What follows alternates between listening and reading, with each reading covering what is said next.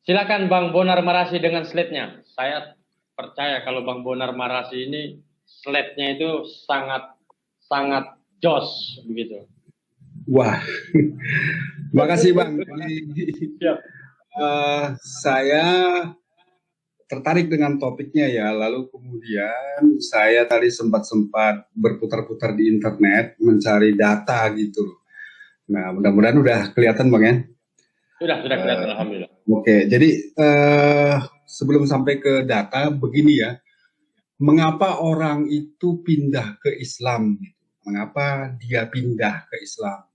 Jawabannya mestinya banyak dan sangat subjektif ya. Bagi saya sendiri, saya justru karena belajar tentang ketuhanan dan kemudian hubungannya dengan penyalipan. Saya pelajari, lalu kemudian saya berkesimpulan saya harus Islam supaya bisa menjadi pengikut Yesus yang sejati, yaitu hukum yang terutama. Lalu kemudian ini ada tulisan, sebuah artikel ilmiah ya dari teman-teman mahasiswa ya. Ada beberapa catatan yang kita dapat dari mereka. Pertama, yang kuning yang ini ya. Jadi menurut Pew Research Center, ini sebuah lembaga riset keren ya, itu menyebut bahwa Islam itu tumbuh cepat ya. Tumbuh cepat, lalu kemudian di tahun 2050 populasi Islam itu mungkin akan 30% dari jumlah penduduk dunia, sedangkan Kristen masih tinggi, yaitu 31% gitu.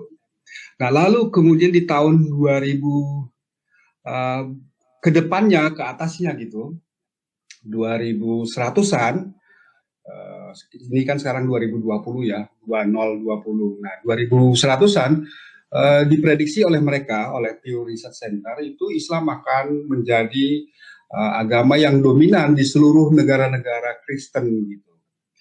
Itu yang pertama. Lalu kemudian kalau kita baca abstraknya ini, bahwa stereotip ya, stempel buruk yang ada di media, yang ada di film-film tentang terorisme, tentang radikalisme Islam, tentang ekstremisme Islam, itu justru menjadi awalan yang sangat baik ya, mendorong orang mempelajari Islam lebih jauh, dan kemudian ini menjadi dasar untuk dia pindah ke Islam gitu. Walaupun kemudian memang bukan hanya itu penyebabnya. Jadi bukan karena dia mempelajari Islam akibat stereotip negatif terhadap Islam, tapi itu berpengaruh bahwa stereotip, stempel jelek pada Islam itu justru berpengaruh positif pada orang-orang yang pindah ke Islam itu. Artinya mempengaruhi orang untuk mempelajari lebih jauh keislaman, lalu kemudian dia berkesimpulan harus pindah ke Islam.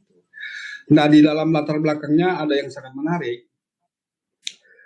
Beberapa media itu berusaha untuk mencari tahu kenapa sih orang-orang itu pindah ke Islam gitu loh. Ada beberapa media yang mencoba mencari tahu kenapa ada banyak orang yang pindah ke Islam. Padahal menurut pikirannya mereka itu kultur atau budaya Islam itu tidak kompatibel dengan budaya Eropa ya. Jadi ini kan sebuah pertanyaan.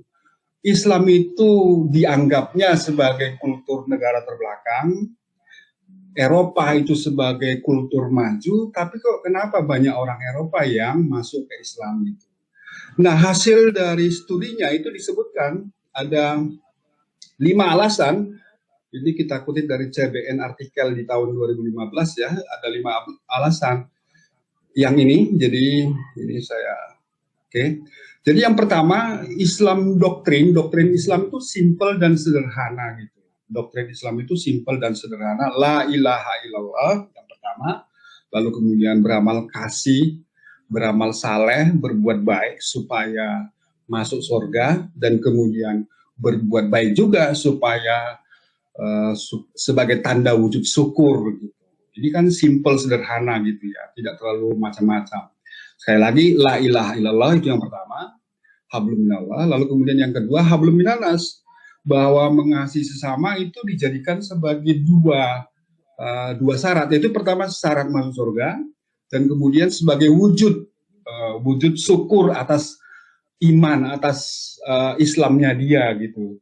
Tapi perbuatan baik ini jangan dianggap sebagai sebuah kesombongan, karena bagi Kristen itu, orang Kristen itu tidak boleh percaya bahwa berbuat baik itu sebagai syarat masuk surga, karena kata Paulus orang-orang akan menyombongkan diri gitu. Itu yang pertama ya. Lalu kemudian para orang beriman itu dianggap selevel gitu, selevel. Dan kemudian agama ini praktis. Dan kemudian tidak ada jenjang priesthood, jadi tidak ada atasan bawahan. Lalu kemudian para muslim apologetik itu berpengaruh juga kepada teman-teman yang kemudian pindah ke Islam ya, para apologetik itu ya, pendapat-pendapat para apologetik itu juga berpengaruh, tapi tidak terlalu penting katanya, karena memang ada banyak motivasi pindah ke Islam gitu. Terus kemudian yang perlu kali kita perhatikan adalah tentang ini ya, tuduhan terorisme. Jadi menurut ahli terorisme ya, dan kajian-kajian terorisme itu menyebutkan bahwa secara umum agama dan Islam itu tidak berpengaruh, bukan jadi motivator utama munculnya terorisme. Jadi terorisme itu muncul itu akibat adanya konflik politik, adanya ketidaksejahteraan, ya, lalu kemudian adanya instabilitas ekonomi.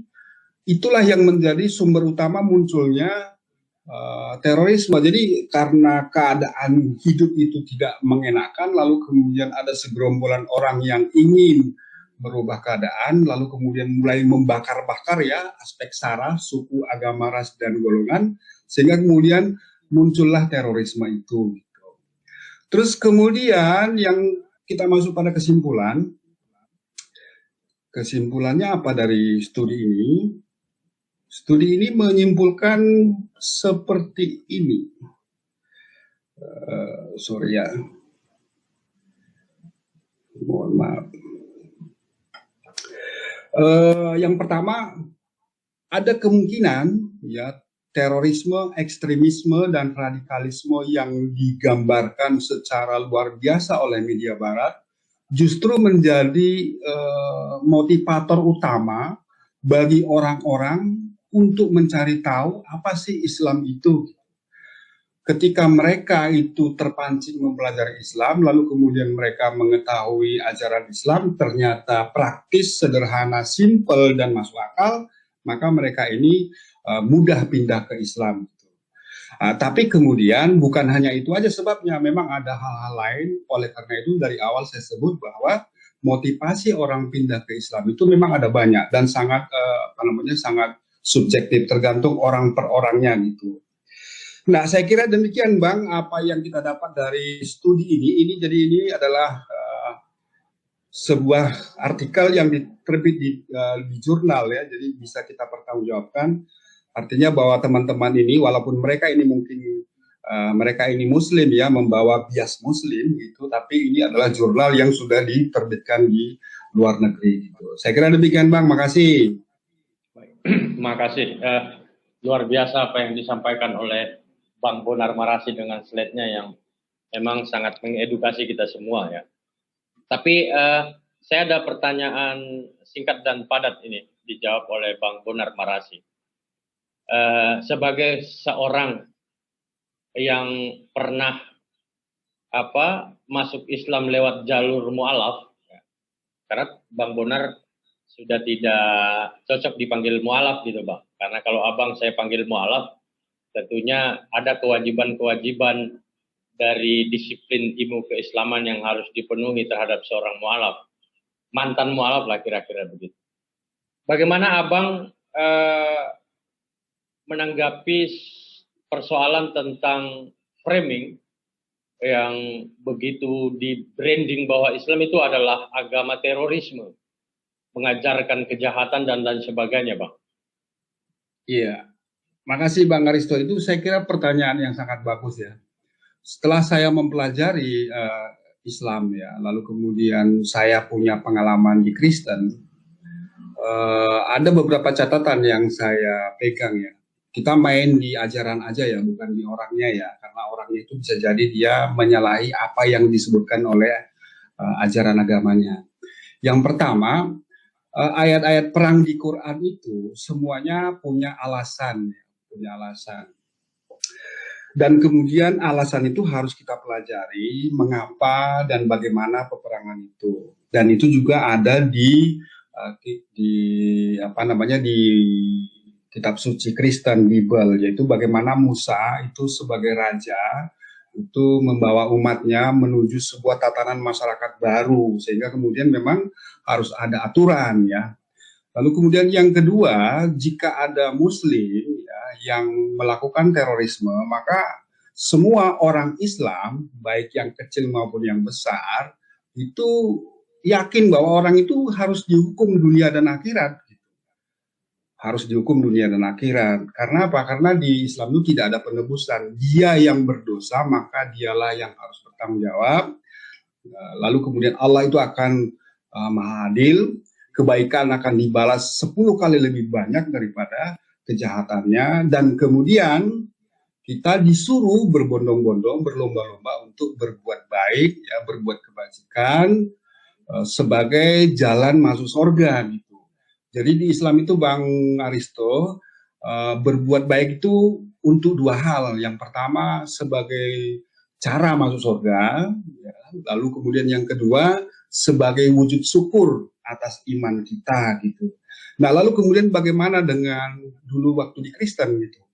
Nah kalau kita di Kristen mestinya kita pakai ajaran dari Yesus ya, bahwa kasihlah musuhmu. Maka kalau ada terorisme itu logikanya berarti kita harus membawa si korban untuk ditampari ulang lagi, supaya apa? Supaya penerapan hukum kasih itu memang paripurna.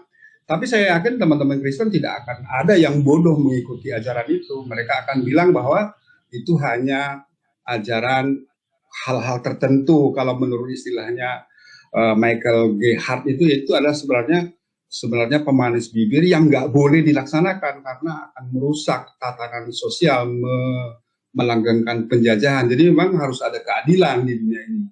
Saya kira gitu Bang, makasih Bang. Baik, wah keren memang kalau Bang Bonar nih. Sabar dulu Bang Santai Perak, saya ke Ustadz MN ini terkait dengan tema kita pada malam hari ini. Pertanyaan untuk Ustadz MN, kalau kita tahu negara, dan ini sudah bukan menjadi rahasia bukan menjadi rahasia lagi ya, bahwa fakta memang orang-orang di Eropa, dan saya baru saja tadi berbicara dengan teman saya langsung dari Amerika via Zoom, cukup lama tadi, dari selesai sholat Dohor sampai dengan bersambung lagi sampai ke sholat asar, dan makanya saya agak terlambat live tadi. Jadi memang fakta bahwa di Amerika itu banyak yang kemudian orang tertarik terhadap Islam. Ya. Dengan begitu banyaknya framing tentang Islam, agama teroris, bahkan belum lama ini terpilihnya Donald Trump sebagai presiden membatasi ruang untuk mereka yang beragama Islam, bahkan dengan begitu tegas dan singkat disampaikan oleh Presiden Donald Trump, tidak ada tempat untuk Islam di Amerika ini. Tetapi ternyata itu semua tidak berlaku. Justru Islam berkembang lewat mereka-mereka warga negara yang tadinya tidak beragama Islam.